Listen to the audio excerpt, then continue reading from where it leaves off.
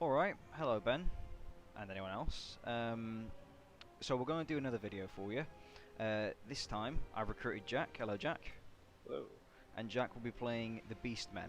I'll give you some background on them in a moment, but our setup for now is Beastmen versus the Empire, who are natural enemies. The Beastmen lurk in the woods surrounding Empire, as do generally all manner of horrors. We're playing in the Blood Pine Woods, which is actually a residential area for the Beastmen. And I won't be participating. I'll be playing as King Loan Leonker, astride his mighty Bequa, and I'll just be spectating. We're gonna have a bit of a story to this. We're staging a large battle with large funds against a defensive army of the Empire who have come to hunt down and root out the Beastmen, who are a chronic problem in the Empire. For a bit of background, I'll let you see Jack's loadout so far. A bit of background for you: the Beastmen are ordinary men and animals who have, without their consent, been touched by dark magic of the Chaos Gods. Gods in this universe being a very real threat to them. And they've been given, quote, gifts that make them inhumanly strong, but also, well, horrendously malformed, and we'll see that in a minute. So just waiting on Jack for the end of his army comp, looking very scary. We'll look at him on the overland map in a moment. Are you ready, Jack? Alright, let's start the battle then. So why don't you talk us through your unit composition then, what you bring to the battlefield. Bring in a Saigo. I haven't actually used a Saigo yet, but mainly just like Beastmen artillery. It's pretty sick. Yeah, all the scary things that the Beastmen represent. Yeah, yeah, yeah. They're also like fucking giant Minotaur things, so they'll be pretty solid dealing with infantry anyway. Yeah, yeah. The Beastmen specialise in very hard-hitting, aggressive ambush tactics. However, because they are cowardly by nature and just horrible malformed beasts that don't really have much of a will to live, they do tend to break quite quickly. So the You Empire. proper look once it's loaded in. It's just can't really remember that. Then some gauze, and some gauze with shields to like hold sort of a line. While the gauze just like rip into where they can. They're like your mainstay infantry, aren't they? The gauze. Yeah, yeah. Light missile, which is Roman, and some Minotaurs. So it should be good. Should be good. So what's your favourite unit out of your comp there? Because I was looking at it a second ago on my screen and I saw some tasty things, some tasty things. Quite like the Senegals. Senegals are quite good. They're like the shot cavalry. Yeah, yeah. I don't rate them, you know. I quite like them. Then again, you've played the Beastmen more than I have. It is also worth mentioning that Jack and I aren't fighting at full capacity, so we're not going to exactly I do like a good cavalry charge, though. You know. Exactly. Alright, so here's the Blood Pine Woods. It's a very brooding area. You have a lot of forest cover, and the Beastmen excel in ambush tactics, like I said before. So that forest could be used to great effect. Lots of open ground, slight hills. Well. You do have Vanguard deployment. Vanguard deployment is the assigned battle zones where you're allowed to deploy don't apply to certain units, so they can deploy themselves much closer to the enemy, which can be useful for disrupting their engagements early on. So, if I'm right, one side will form up on this end of the valley, one side will form up here. They can easily diffuse off into the woods and fight there. However, that's very hard for human players because it's difficult to see down into the woods. It genuinely makes a large difference. Okay, so I'll take Leon Kerr and I'll shift him well away from the battle. And if you just want to set out your line, Jack, I'll be perusing your units. I'll start with your general if you want to keep him still for a moment. So this is yeah, nice. So this is your general, Kazrak One Eye. He is a Gore, slightly larger than his brethren, who you can see over here. and he is renowned for being not only absolutely brutal but also cunning. He's smarter than your average Gore. You can see where he used to be a human. His arms, his hands are all human, but obviously this elongated jawline, his snout, his horns, and his hooves, he's been turned, as most of the Beastmen have, partly into a beast, hence Beastmen. Here are the Gores. They are the mainstay of infantry. They're slightly larger than a normal human man and very, very aggressive. I'll get to the Gore Ball in a second. Where are the Minotaurs, friend? Here they are. Has got amazing range.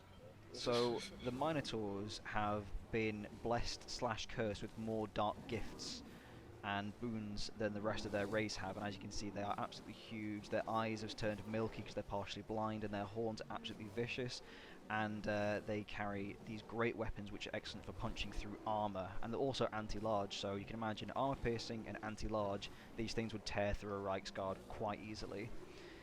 The Centaurs, who have had their bottom halves changed into a horse, their paws have got claws on them as if they were lions. The Ungors, who are probably the most human in appearance, their faces and their torsos are largely untouched. But we also have something beyond a Minotaur, which is a Gore Bull. If I can find him, here he is. So these are the alphas of the Minotaur family. They are bigger, stronger, and just generally more badass than their younger kin. And here, letting off an incredible roar, is the Cygor. It is a huge Cyclops bull, multi-horned monstrosity, hefting these huge rocks, and this is Jack's form of artillery, because the Beastmen don't rely on technology too much, they rely on brute force and scare tactics, so the Cygor here will be hefting the longest range he possibly can. With a range of 400, he could almost strike across the whole battlefield. In this world, magic is... if you want to set up your line, Jack, I've finished my little peruse. I'll keep an eye on from up here. It is worth mentioning that magic in this world goes by a system of wind. Magic is innate through all the world, but sometimes can be stronger in one area than another, because the winds of magic might blow stronger in one area. Cygors are cursed to be eternally driven mad, because their singular eye doesn't see the real world, it sees the magic world, and so all they see are these big writhing vortexes of magic. As part of the Warhammer lore, Cygors are naturally attracted to wizards, who they see as like a locus of magic. And sadly for the enemy team, I have employed 2 mages into their ranks. You'll be fighting today, Jack, a bright wizard, who is a pyromancer of the Empire, very fanatical in their devotion to the magic, and you'll also be fighting the legendary Lord Balthasar Gelt, a metalmancer, which should be very interesting. So if you look on the map up here, we've got these yellow box and this red box. Here are the designated deployment zones where the enemy and allies can spawn. However, Jack has a few units with the ability Vanguard. You can see that up in the top left. These Gore herds have Vanguard deployment, which means they can spawn outside of that area and get closer to the enemy before they have a chance to form. Obviously, they have very little armor, very little in the way of melee defense, so they're good shock troops, but they can't stay in the fight for very long, so Jack will have to quickly back them up. Oh, this Cygor looks intense. Yeah. He's got skeletons tied to his, like, hoof bindings. I haven't actually properly looked at him. Yeah, and I think on his little crotch cloth, he has the skull of something very big, which might well be a Minotaur.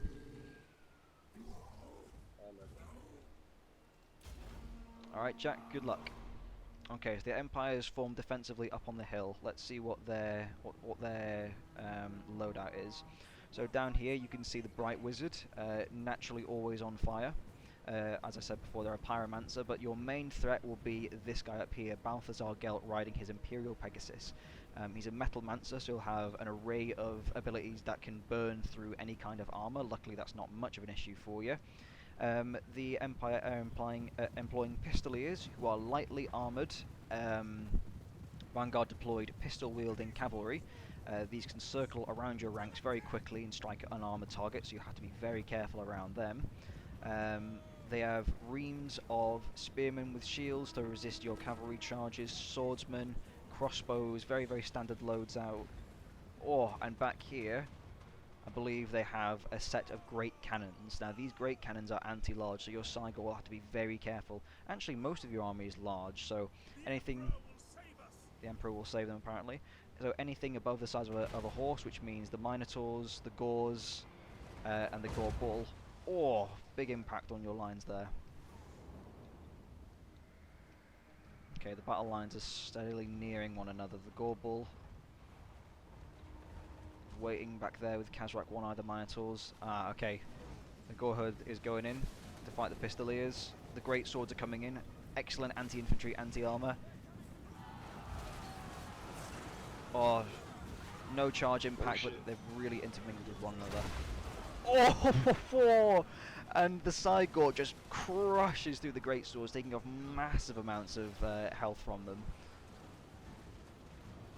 Over here, this Goreherd has been engaged by a unit of spearmen and a unit of swordsmen. We'll see how long they last. I'm not sure of their chances of survival. You've been engaged on the right flank as well by a unit of spearmen.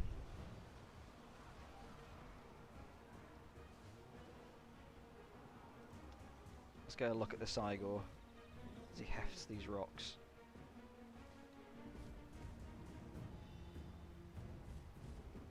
Oh, he's indecisive about it.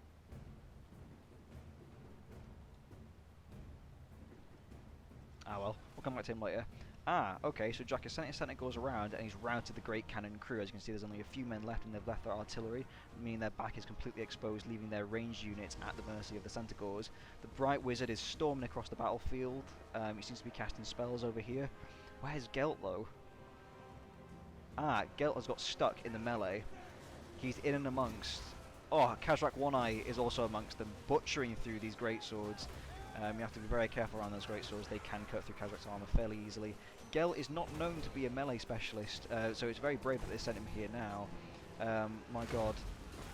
Seeing some of the Empire's finest soldiers, as in the great swords, fighting against something as brutal as the Gors is utterly awful. You can see here the size difference between a usual Empire soldier coming up to Kazrak's waist. Very, very big, scary guy. Looks like the Gore Bull has got...